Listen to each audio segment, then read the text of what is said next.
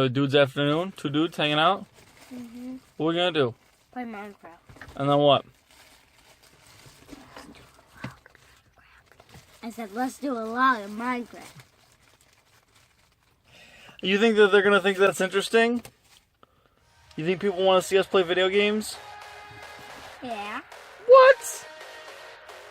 There are learning something. I'll shoot it. Let's see if it's interesting.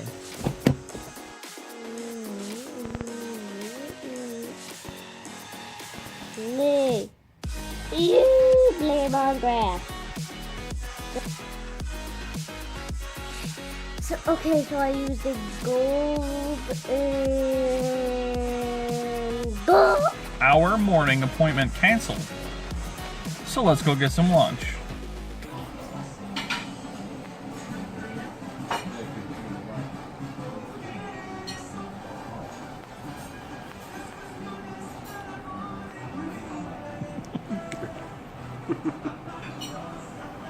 Always late to the party. He goes, I can't believe.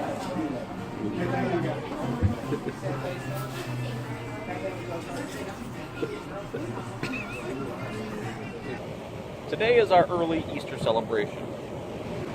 Usually Easter is the holiday we celebrate with my family. So we're just still celebrating, just doing it early with Lisa's family. Still look forward to doing things with the kids.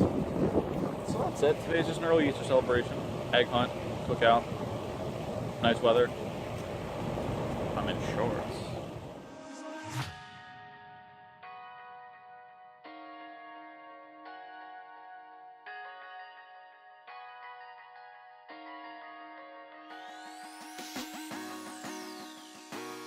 What are we doing?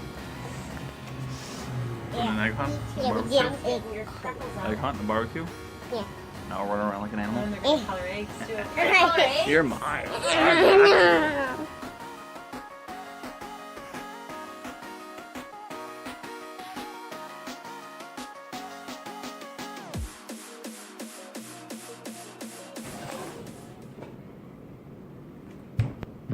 So,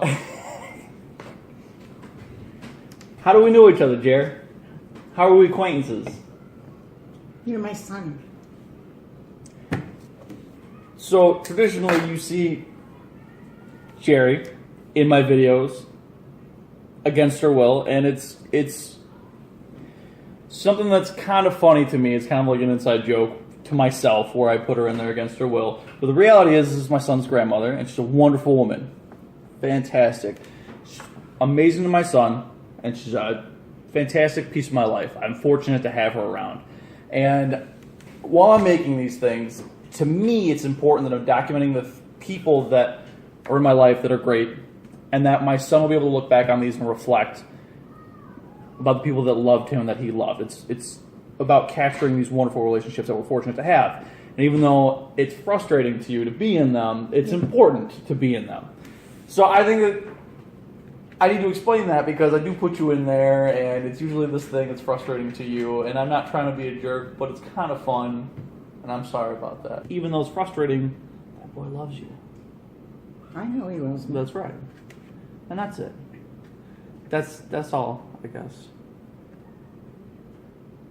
And you should blame your grandsons.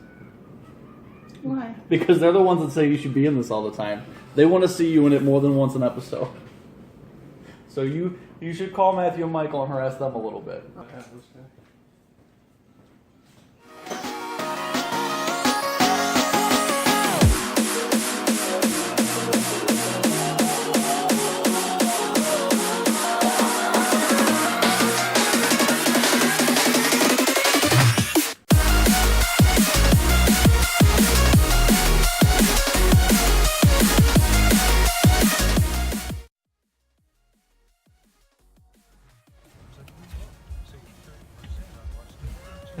Why is mine the biggest? First trip. Biggest pig. First trip to Tasty Treat. My first time. First time of this year, huh? Mm-hmm. What do you got, buddy? Damn! It's gonna fall. Mine's the biggest one. Why is mine the biggest one? Because you're the biggest pig. No, you are.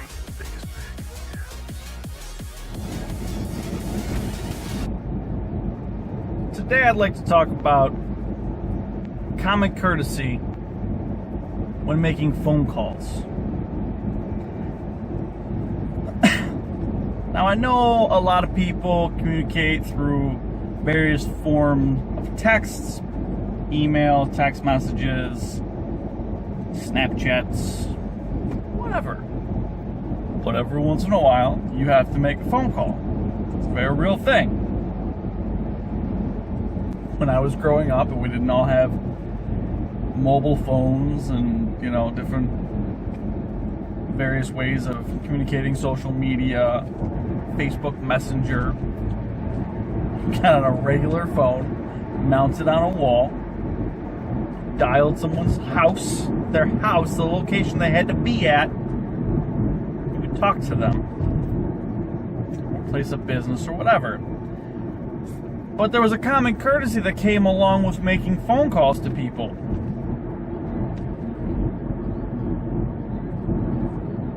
Hello. Hi, how are you? I'm very good, thank you. Or I'm okay. Traditionally, you would ask someone how they are. That's how you'd start a conversation. How are you doing today? And then you would wait for an answer.